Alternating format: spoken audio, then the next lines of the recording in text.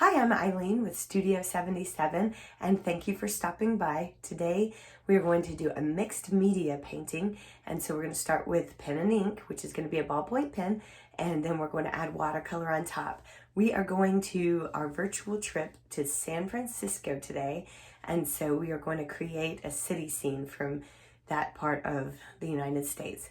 Stay tuned for more videos on virtual trips. I hope you can use your creativity and your imagination and have a great time with this.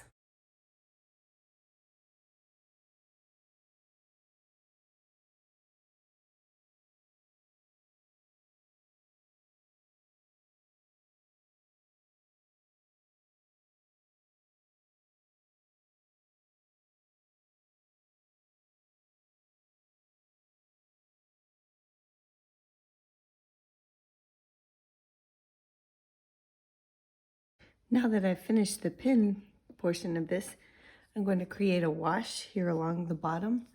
And this is going to kind of serve as my foggy area.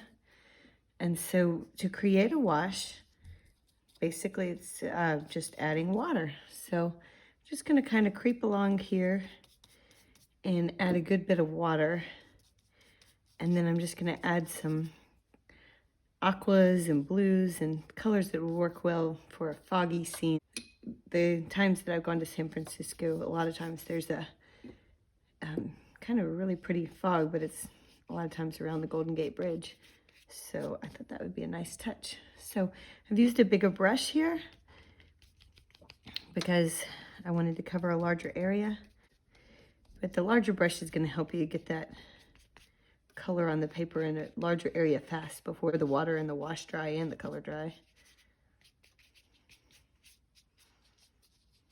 So this blue that I'm putting is a little bit like just adding the color of the water here. So to make it look foggy, we're going to add some other colors too. I'm going to go in with some purple, but I'm going to add some water to that so that it's not too bright. I'm putting this fog in first because it's a lighter shade of a color that I'm using in the rest of the picture. And so then I can come in with my darker tones after this.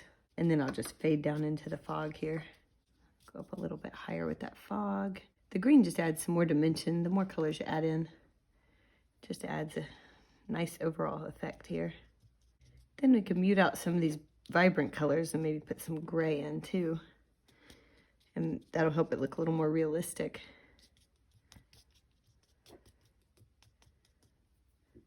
I'm just gonna add a little bit here and there to mute out some of these bright ones.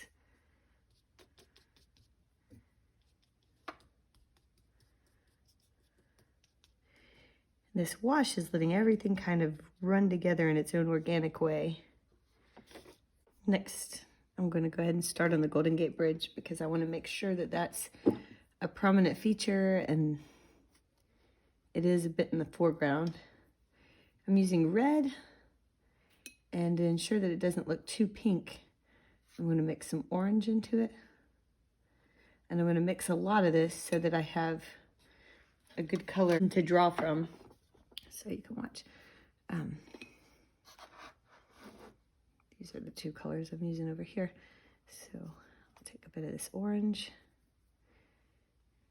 I don't want to run out when I'm in the middle of the bridge and try to have to match that color again. Okay, then I'll just apply this color that I've made up here to the bridge. I'm going to carefully avoid the wash, but if I do hit some of it, then I will just come back and probably dab it out with a dry brush or my paper towel that's sitting right there. All right, this color to me is a little bit too pink, so back over to the oranges. And maybe I'll even go to a lighter orange to add some more of that, to add some more of the yellow tone into that. I'll just go right back over what I've got. Let those run together. And part of this fun is letting those messy lines show right through from the pen drawing underneath. So don't be too careful with the pen drawing, just get it slopped on there in the general shape, and then you can add the details with your paintbrush and let your pen lines seep under. And you'll notice that I've switched to a smaller brush here. That's to keep the detail going in these a little bit smaller areas here. This is a virtual vacation. It's just kind of fun to think about San Francisco today. I'm not going there anytime soon, but it's a place I love, so it's fun to just kind of think about that and the fun that I've had there in the past, or where I would go if I were there today. So now we're down here into this fog, and it's still a little wet, so that's gonna provide a nice leaking over here, I think. If I can control it. Sometimes you can control it, but it's a little bit messy. So then you can wait and come back and do a little more detail when it's drier. But I kind of like the flow that it's given me here, so it's kind of interesting looking. Sometimes it's hard to let go of that control, so it's a good exercise in just seeing what happens. Back up to the dry area, where I've got all kinds of control over my brush. The paint, I didn't add too much water to that, so it's easy to keep it right where I want it up here.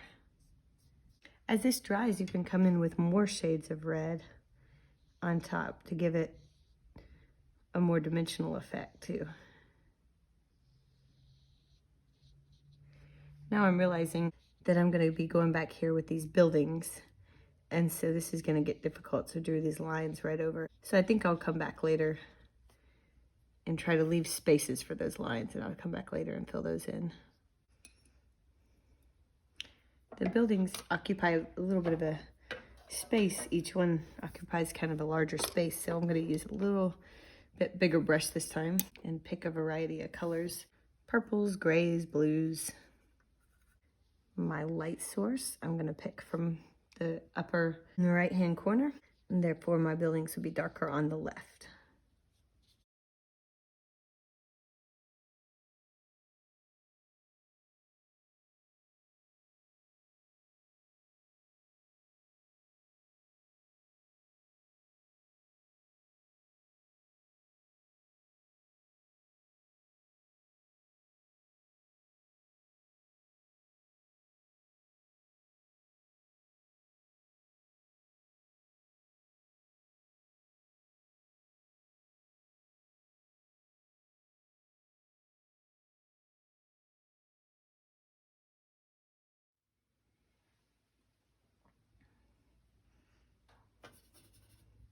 Now that I've put in most of the colors for the buildings, I'm just going to kind of come back and put some of the shadows in, just to add a little more dimension to some of these buildings.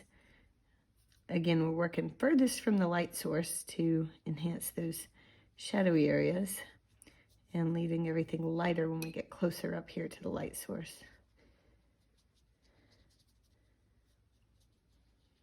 Each building I've done in a little bit of a different shade so that we can see the distinguishing buildings from each other. And it's good to leave a little bit of white space. You can see I have a little bit of white space in here and there. You don't have to feel like you have to cover every single space. Some of these buildings I'm putting the shadow in with a color from another building. That kind of helps tie everything together in a cohesive sort of way. You don't have to be too careful with this painting. The pen underneath is a little sloppy, so it's okay to kind of slop in your paints a little bit too. And again, that adds to the look and the cohesiveness. It all kind of ties together.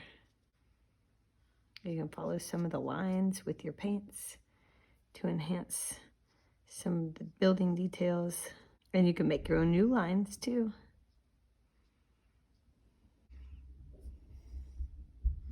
I'm just using a grayish dark shadow here for some of these details. For my sky, I believe I will create a wash again and just kind of drag everything together. Remember, there's a certain fogginess going on down here, so I don't want to get too detailed under the bridge. So now we're going to work in another wash for the background here. So I'm just going to start up here, and I'm going to leave white spaces in this wash. And I'm going to kind of leave a little separation here for my buildings so it doesn't wash into them. It's hard to tell where the white spaces are in a wash when you create it, because you can't really see.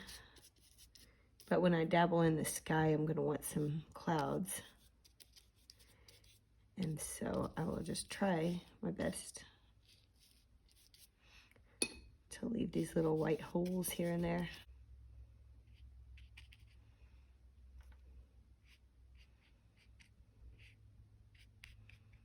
And I'll just use a variety of shades of blues to get this blue sky looking really good, and kind of varying the shades.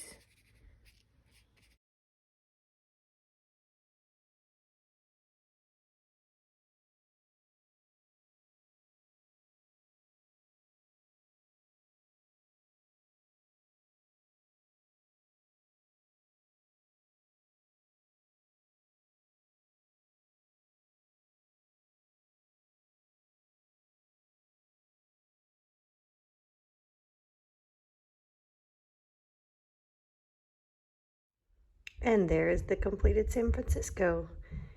I hope you've had fun today. Please post your own version of this picture in the comments below. And I think it would be fun to see how everybody comes up with their own version of this. Thanks for joining today on the virtual trip to San Francisco.